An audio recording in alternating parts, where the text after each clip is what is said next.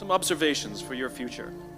I have 5 little rules that you can follow as you find your spark and bring your spark to life. The first is to go after the things that you want. Let me tell you a story. So a friend of mine and I, we went for a run in Central Park. The Roadrunners organization, on the weekends, they host races. And it's very common at the end of the race, they'll have a sponsor who will give away something, apples or bagels or something. And on this particular day, when we got to the end of the run, there were some free bagels. And they had picnic tables set up, and on one side was a group of volunteers. On the table were boxes of bagels, and on the other side was a long line of runners waiting to get their free bagel. So I said to my friend, let's get a bagel. And he looked at me and said, the line's too long. And I said, free bagel. And he said, I don't want to wait in line. And I was like, free bagel. And he says, it's too long. And that's when I realized that there's 2 ways to see the world. Some people see the thing that they want, and some people see the thing that prevents them from getting the thing that they want. I could only see the bagels. He could only see the line. And so I walked up to the line. I leaned in between 2 people, put my hand in the box, and pulled out 2 bagels. And no one got mad at me, because the rule is you can go after whatever you want. You just cannot deny anyone else to go after whatever they want. Now, I had to sacrifice choice. I didn't get to choose which bagel I got. I got whatever I pulled out, but I didn't have to wait in line. So the point is you don't have to wait in line. You don't have to do it the way everybody else has done it. You can do it your way. You can break the rules. You just can't get in the way of somebody else getting what they want. That's rule number 1. Rule number 2. I like this one. In the 18th century, there was something that spread across Europe and eventually made its way to America called puerperal fever, also known as the Black Death of childbed. Basically what was happening is women were giving birth and they would die within 48 hours after giving birth. This Black Death of childbirth was the ravage of Europe, and it got worse and worse and worse over the course of over a century. In some hospitals, it was as high as 70% of women who gave birth who would die as a result of giving birth. But this was the Renaissance. This was the time of empirical data and science, and we had thrown away things like tradition and mysticism. These were men of science. These were doctors. And these doctors and men of science wanted to study and try and find the reason for this Black Death of childbed, and so they got to work studying, and they would study the corpses of the women who had died. And in the morning they would conduct autopsies, and then in the afternoon they would go and deliver babies and finish their rounds. And it wasn't until somewhere in the mid-1800s that Dr. Oliver Wendell Holmes, father of Supreme Court Justice Oliver Wendell Holmes, realized that all of these doctors who were conducting autopsies in the morning weren't washing their hands before they delivered babies in the afternoon. And he pointed it out and said, guys, you're the problem. And they ignored him and called him crazy for 30 years. Until finally somebody realized that if they simply washed their hands, it would go away. And that's exactly what happened. When they started sterilizing their instruments and washing their hands, the Black Death of childbed disappeared. My point is, the lesson here is, sometimes you're the problem. And my point is take accountability for your actions. You can take all the credit in the world for the things that you do right, as long as you also take responsibility for the things you do wrong. It must be a balanced equation. You don't get it one way and not the other. You get to take credit when you also take accountability. That's lesson 2. Lesson 3, take care of each other. The United States Navy SEALs are perhaps the most elite warriors in the world.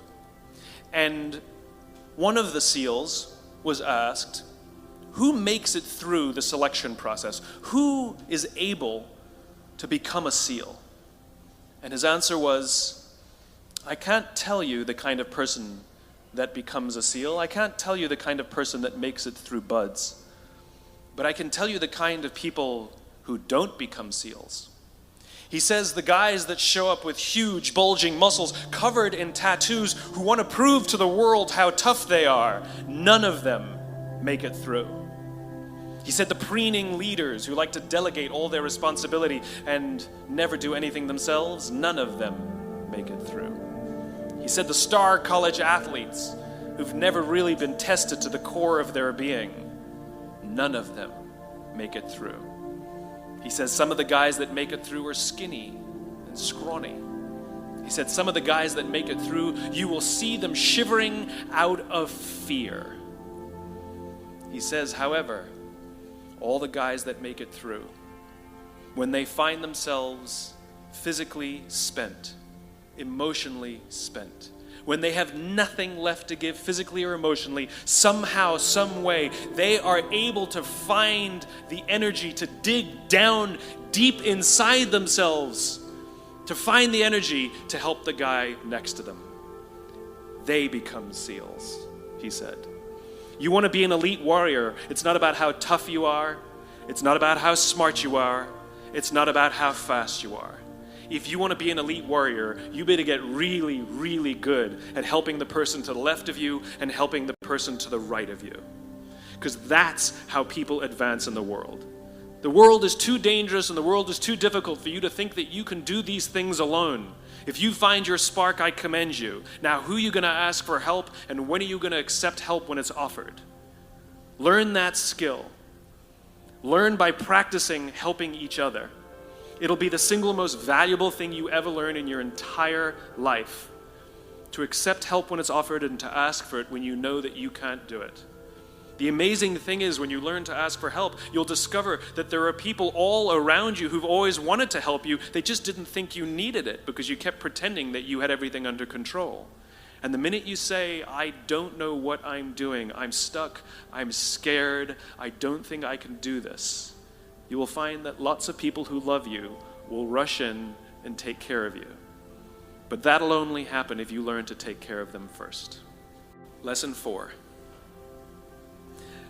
Nelson Mandela is a particularly special case study in the leadership world because he is universally regarded as a great leader. You can take other personalities, and depending on the nation you go to, we have different opinions about other personalities. But Nelson Mandela, across the world, is universally regarded as a great leader. He was actually the son of a tribal chief. And he was asked one day, how did you learn to be a great leader? And he responded that he would go with his father to tribal meetings. And he remembers two things when his father would meet with other elders. One, they would always sit in a circle. And two, his father was always the last to speak. You will be told your whole life that you need to learn to listen. I would say that you need to learn to be the last to speak.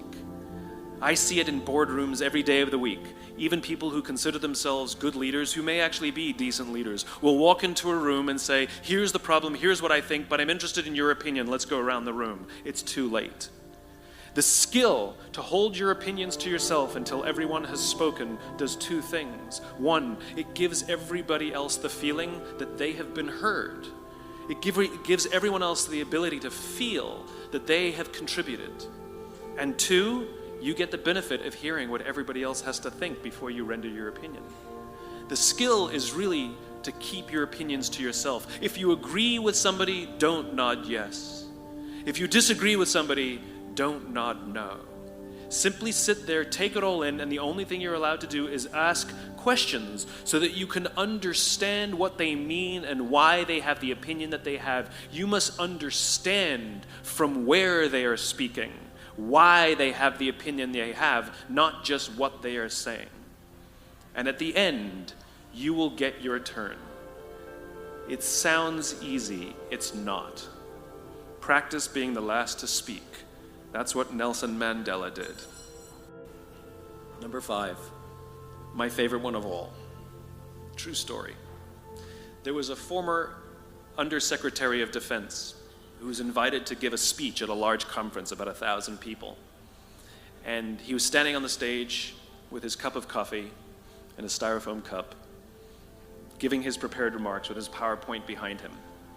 And he took a sip of his coffee and he smiled and he looked down at the coffee. And then he went off script.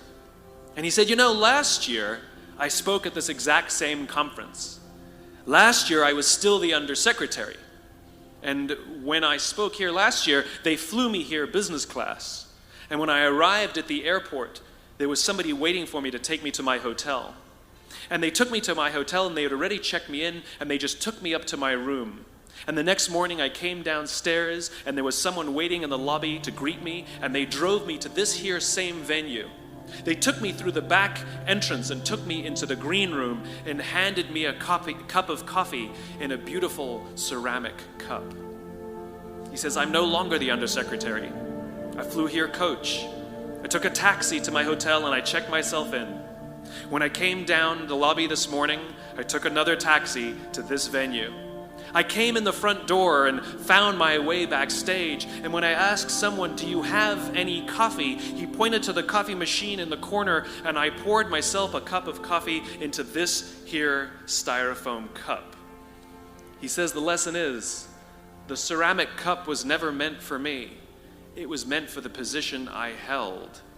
I deserve a styrofoam cup. Remember this.